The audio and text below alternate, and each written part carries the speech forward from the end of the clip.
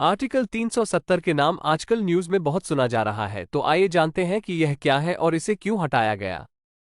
Article 370 Indian constitution में part 21 में है और यह आर्टिकल जम्मू कश्मीर की स्टेट को कुछ खास पावर्स देता है।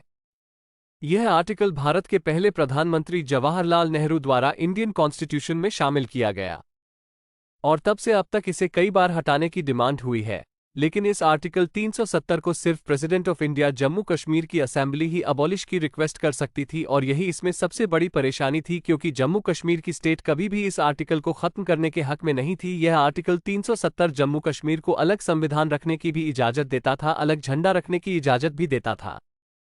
तो समय समय पर कई सरकारों ने अपने इलेक्शन के वादों में इसे हटाने का वादा जनता के सामने किया, लेकिन कभी भी यह वादा पूरा ना हो सका। 2014 में बीजेपी के मोदी सरकार के इलेक्शन के वादों में भी आर्टिकल 370 को हटाने का यह वादा शामिल था। आपने कई बार देश के होम मिनिस्टर अमित शाह के मुंह से बयान सुना होगा कि एक देश में दो निशान, दो प्रधान और दो संविधान नहीं रह सकते।